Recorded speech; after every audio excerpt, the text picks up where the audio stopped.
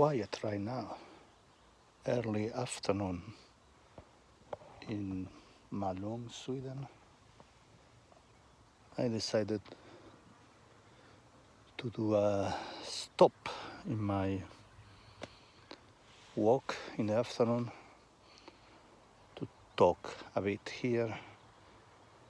I just noticed that my English language skills are going to hell since I left England in 2020. I mean, I'm still using it, the language. I communicate with my girl in English mainly, but in a very lazy way. Sometimes I feel like I'm not using, the right adjectives, not even the right verbal tense, because if we made mistakes here, nobody cares as long as you can make yourself clear and understood. So I decided to do a new playlist in my YouTube channel where normally I speak in Spanish, which is my first language. But yeah, I decided to do a playlist in English. It requires a bit more concentration. You see, I need to take more pauses, stop a bit and think again.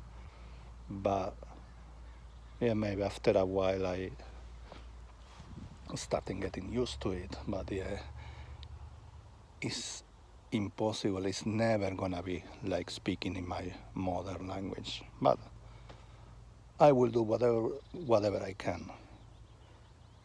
And what better idea to do this English playlist to talk about my years in London, because I spent there quite a long time, 15 years, since 2005 till 2020.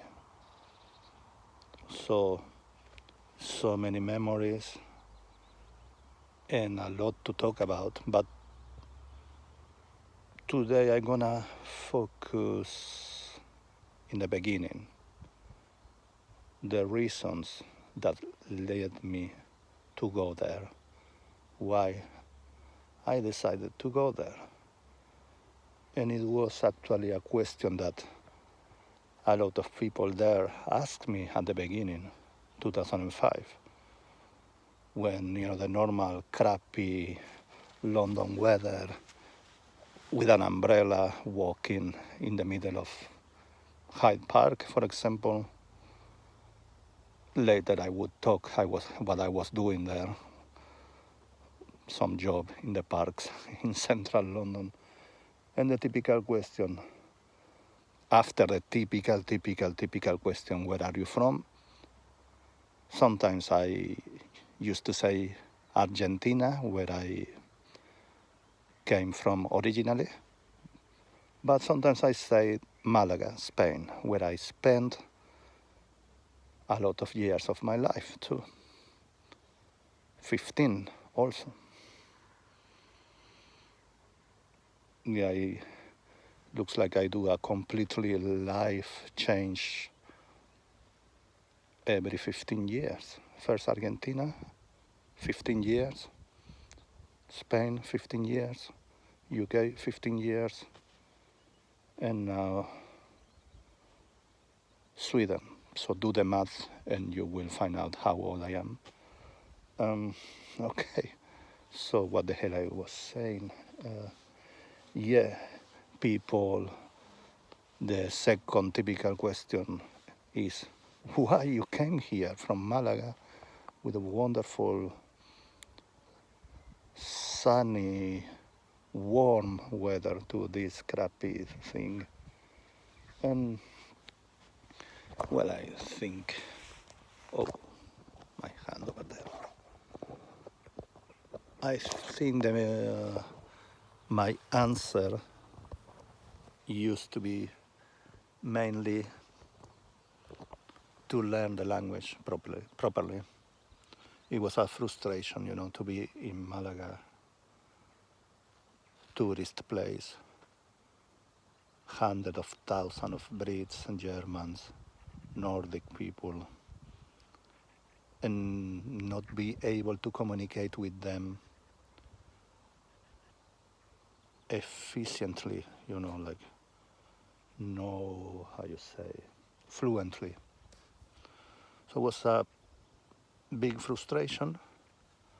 Then I had a German friend, and when I visited by first time a non-Spanish speaker country in Munich,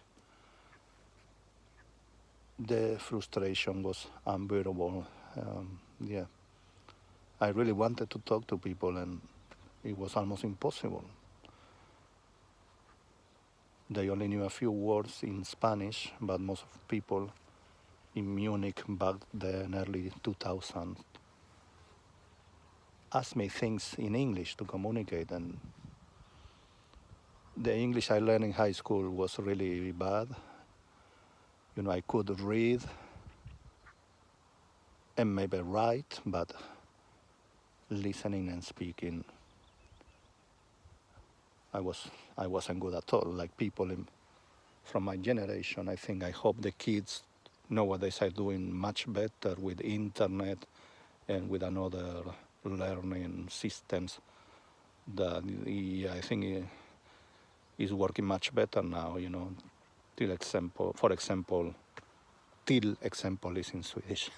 For example, when I speak with my nephew in Malaga, his English and even his accent is really good, and he learned in the school, but I think he's learning mainly watching stuff in YouTube. So yeah, it's different now for the new generations, but for me it was terrible, and internet was just starting in that time. So I thought I had to do something about it, and there was no many choices. I didn't want to be too far away from my family in Malaga, so must be in Europe. I didn't want to go to Australia or US or some other English-speaking country just to learn the language. So the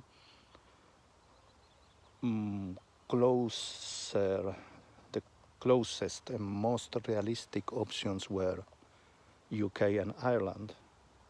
So randomly, I found an advertisement in the newspaper from an agency, and it says that they could help you to find an accommodation and organize some jobs interviews for you.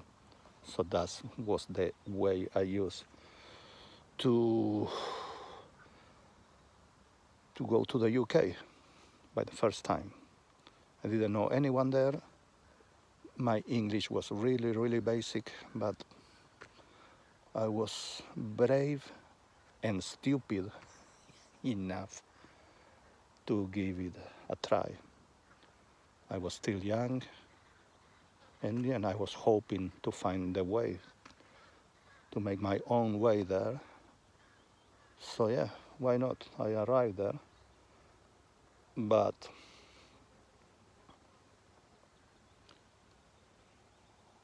with some confusion is the word I'm looking for. As I said, I come originally from Argentina, where British are depicted as the evil itself. After the Falklands War, that is a subject that is not present in any way in British society nowadays, but it has been and is still a big thing in Argentinians' mentality. I grew up in the 80s in Buenos Aires, so when the war happened, and it was stuck in my brain, that memories, and I couldn't avoid to feel at some point, sometimes, that I was like living with the enemy, but then I was trying to persuade myself that normal people has nothing to do with that, it's politics. UK was an empire back then, in the 60s, 70s, 80s century. So yeah, they conquered territories all around the world, and the Falklands was one of them, but so close to Argentina that they always feel like it was unfair, and UK must give the islands back to Argentina, things that it looks very unlikely to happen right now. I don't know the way they can do to make it real. Yeah, definitely not another war, that it wouldn't help at all, because hundreds of people died, so it's not going to happen. And through the diplomacy, it seems impossible. UK doesn't want even to start talking about it. And so I don't know, I don't think I'm going to see any change in my lifetime. So for some Argentinians, not all of them, they can't avoid to see England as the enemy. So yeah, if some Argentinians are watching this, maybe they would think that way, but yeah, I did it for myself, to learn the language properly, and then I was thinking to come back to Spain. So it wasn't never ever my intention to stay there for so fucking long, for so long time, but it happened. And yeah, it was a surprise for me that the Falklands subject wasn't a big issue there.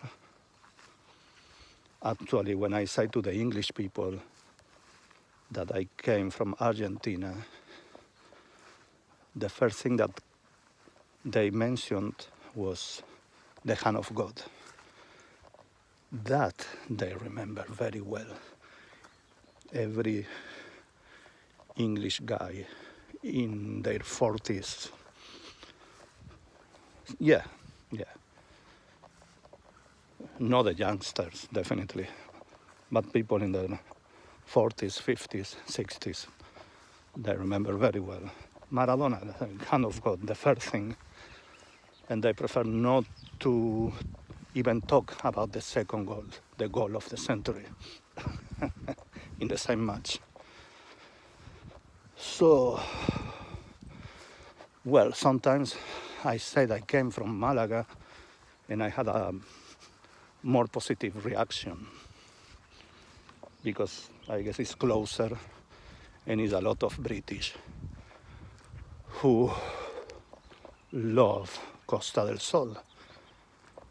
Like, I don't know, must be like 500,000 Britons, maybe even more there. So yeah, they love, if I say that I'm from Malaga, the food, the weather, having 10 pints in a row on the beach with a red skin under the sunshine. Okay, so I'm gonna leave it here. That were my motivations. So in the next video, I'm gonna continue in this point.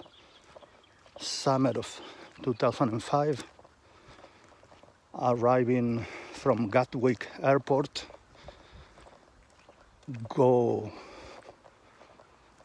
outside the tube station and seeing Piccadilly Circus by the first time with a suitcase, not knowing anyone there, with a crappy English language skills, and not sure what the hell I was gonna find next. So I will pick up from this point for the next in the next video. That's the town church, by the way, there at my back. Okay, be good, guys. See you next time.